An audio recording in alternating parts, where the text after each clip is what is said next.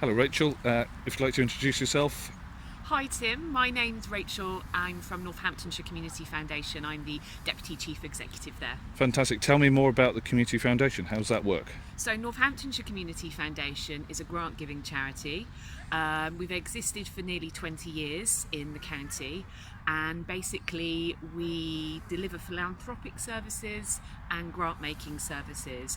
So we help donors to donate money to the local community, and that can be private donors, it could be corporate donors or governmental donors, and we then provide grant programs for local community groups and charities to access and deliver project activity in their local area which provides community benefit.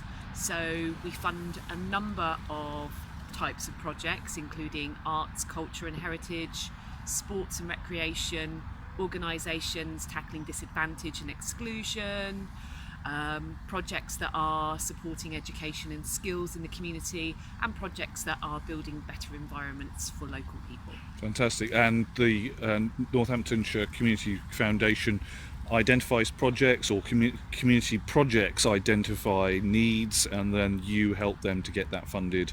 A bit of both. Yep. So groups can actually apply to us directly, community groups and charities, via our website. We have an online grant application process, but we also take a community leadership role in identifying community groups and projects that we think would potentially match with some of our donors' interests and causes, and help and support them to apply for those funds. Great. And Northamptonshire Food Poverty Project is one of those initiatives you're taking forward. Why do we have food poverty in Northamptonshire? Okay, so big question. I'll start off by defining food poverty. So food poverty, according to the Department of Health, is the inability to afford or access good quality food. So that's the simple statement of what food poverty actually is. So the reason why we have food poverty in Northamptonshire and indeed across the UK is down to a decade of policies advocating austerity. So the issue isn't a personal lifestyle issue or a personal choice, it's actually a systemic issue. So what I mean by a systemic issue is that we have carried out local and national policies which have had an impact on people's ability to afford food and to be able to access good quality food. So Northamptonshire Food Poverty Network, just to highlight and put in context what I've just stated, started in around 2012. So we started seeing an emergence of groups applying to provide food bank services, and we noticed that this was obviously occurring alongside the impact and fallout of the financial crisis in 2008 and the knock-on effect of austerity policies. Yeah. So we decided to convene a network of local organisations and emerging food banks who were supporting people in crisis, and to look at what we could do to help tackle that problem as a network.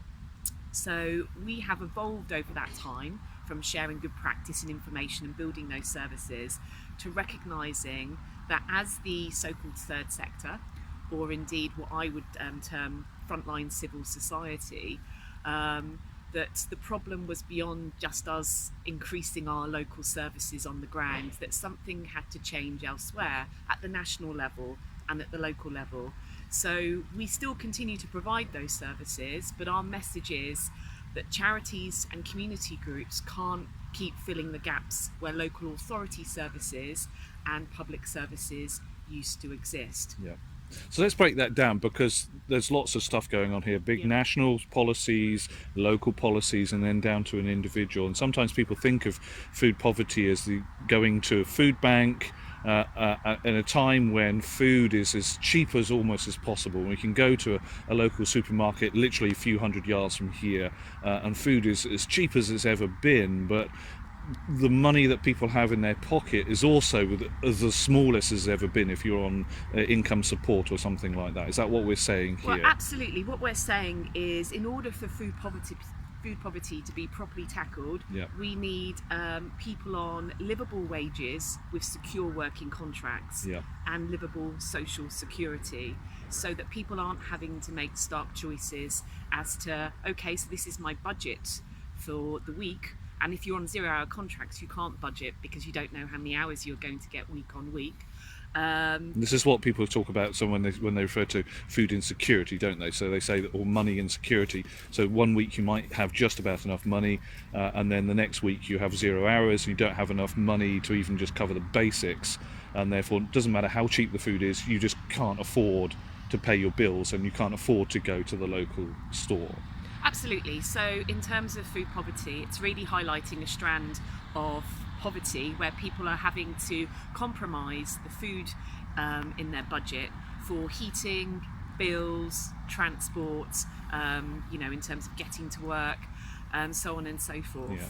And then if you're on income support, it's not just about getting income support. If there's a mistake, or if there's a problem, or if there's a glitch in the procedures, you can then get sanctioned, or there's the income support you get is then completely stopped for a very long period of time, or there's that money is then stopped, or that money's being cut. So therefore, you've then got to make those choices between your Absolutely. energy costs or your money or your food costs. So absolutely. So we are, as Northamptonshire Food Poverty Network, we're part of a national coalition of charities, academics and concerned policymakers called End Hunger UK, and we're standing in this park, in beautiful Beckett's Park, and last week we had an End Hunger UK campaign week, and that week was really to highlight to the public the existence of food poverty and the need to tackle it. So we'll see on one of the boards by the river here that food poverty currently affects 8.4 million people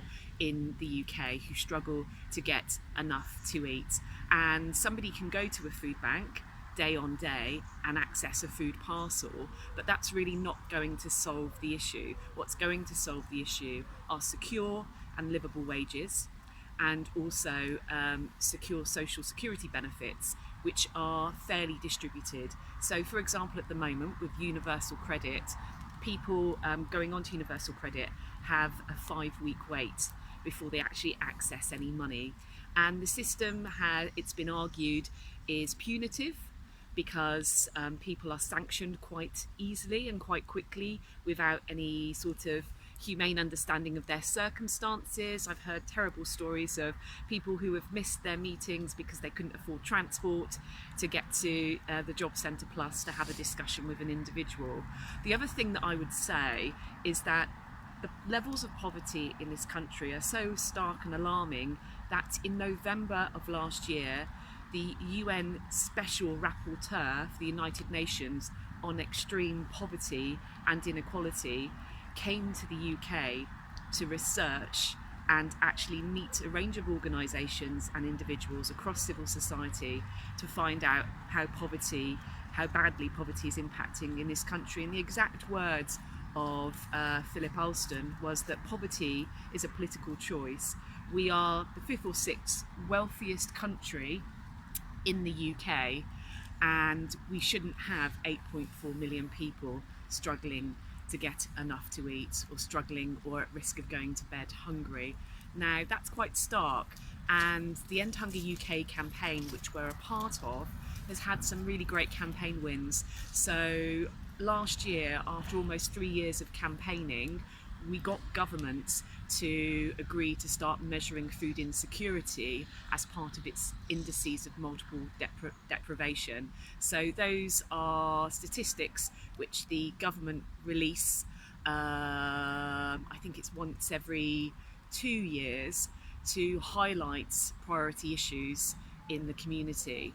And previously, although research and reports have been released on food poverty, the government, because it wasn't measuring it against its own measurements, actually decided that some of these reports weren't accurate or true. So now that they have to measure food insecurity, you can't argue against what those stats actually show you. So that was a really important campaign win.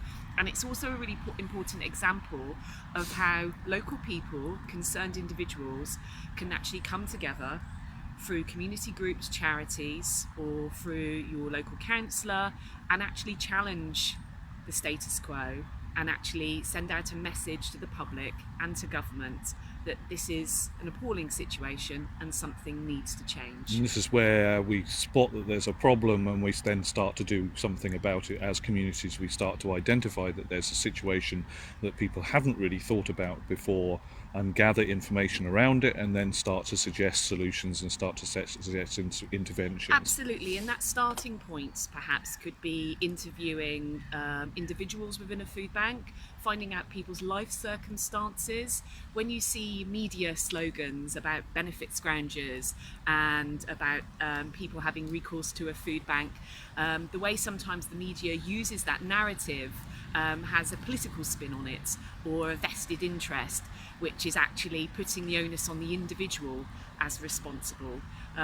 So by collecting case studies, as the United Nations Special Rapporteur Philip Alston did, he was actually listening and speaking to everyday folk in local communities about their circumstances and what led them to be in difficult situations where they're on the breadline, where they're living in poverty. And when I say that, people often focus on it must be people on benefits who are going to food banks. 53% of working in-work families in the UK have had recourse to a food bank because they've had to make really tough decisions about their bills and covering the basics, and that has a knock-on effect. So one of the impacts about poverty that isn't discussed is the fact that it's often quite hidden. People don't come running out their doors saying, I'm in crisis, somebody help me, and then a friendly neighbour comes to support you. We don't necessarily, unfortunately, have those community connections. There's a certain amount of shame and stigma that comes with living in poverty, and so therefore that's why it's often seen as hidden. But that has a massive negative impact. If you're not eating and you don't know where your next paycheck is coming from, how can you plan for your future life? How can you concentrate on studying and learning? How can you, ensure that your mental health and your well-being is being supported? So it just has a massive knock-on effect. And the way the system is set up at the moment doesn't allow people in crisis to actually get back up. Yeah. So at the University of Northampton, our foundation study students are going to be doing an investigation over the next few months into what we think might be a problem. We don't yet know whether there is a problem. So we're looking at this kind of thing called student food poverty. We don't yet know what it is. We think it's related to food poverty more generally that you're describing. But people will think, well, students have loads of money because they have student loans, and they turn up to university with a big packet of money in their pocket at the start of term. What do you think? Do you think student food poverty actually might exist, and how do you think that might work? Absolutely, and sadly the narrative in the media mainly covers child poverty or pensioner poverty, but I've done a little bit of research and I found out some interesting facts around student poverty that might help those listening to this video. So the National Union of Students released a study in 2018 which identified and highlighted that students were struggling to pay for food, heating, transport and accommodation. The University of Nottingham has started up fresh food cooperatives to allow students on campus to access affordable food rather than some of the hiked up prices that might exist in on-campus cafes and so on and so forth. Edinburgh Student Union have a housing cooperative to campaign for affordable and high quality accommodation. Some of the stories that we read in the press about the state of student accommodation and rogue landlords are quite horrifying. The National Education Union have highlighted how food poverty impacts on learning. As we were saying earlier, if you don't have access to food and you're worrying if you have enough money, how can you concentrate and thrive in a learning environment? Well, even if you're not necessarily able to access good quality. So a lot of food poverty is about being able to access good quality food and healthy food. Absolutely. Not just being able to buy food, but being able to cook food well, and to be able to buy the right type of food and cook it well and eat well at the right times. Absolutely. The criers of food poverty who deny that it exists say, but we have an obesity crisis in this country. Yeah, we were just looking at that today. How can food poverty exist if people are overweight? Well, you only need to go to your local pound shop Wilkinson's down Gold Street and see the cost of cheap, low quality food. So if you're having to make start choices with your budget, the thing that often goes when you're making those choices is the quality of food and the money you attribute to buying good quality So you can be food. malnourished rather than not you can be not hungry. You can eat plenty of food, but you can be Sure. malnourished. And so one of the stories we heard about a student actually losing their sight because they spent an entire year eating nothing but white food, chips and crisps for an Absolutely. entire year. So students might be malnourished rather than not eating. Absolutely, and also the university, Birmingham City University, have already started providing a food bank service to students, which I personally, when I found that out, I found quite alarming.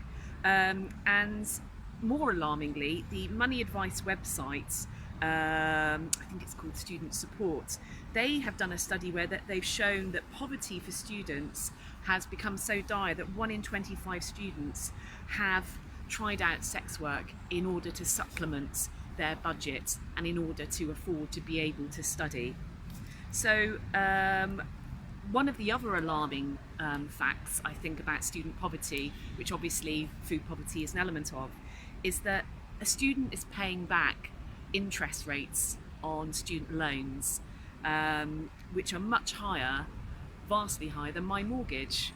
And as I think we were discussing earlier, you know, you get a house at the end of it. Yeah, this is the second largest loan Absolutely. you're going to take out in your life. Yes, absolutely. The interest rates are more than one's mortgage. Yeah. Absolutely. So there's obviously a hidden crisis in terms of student poverty, and it's not being talked about. So this project, I think, is an amazing opportunity to help raise the profile of student poverty within Northamptonshire, and perhaps there's an opportunity for some of your students to collaborate and work with Northamptonshire Food Poverty Network to look at ways in which we can campaign together to help tackle student food poverty.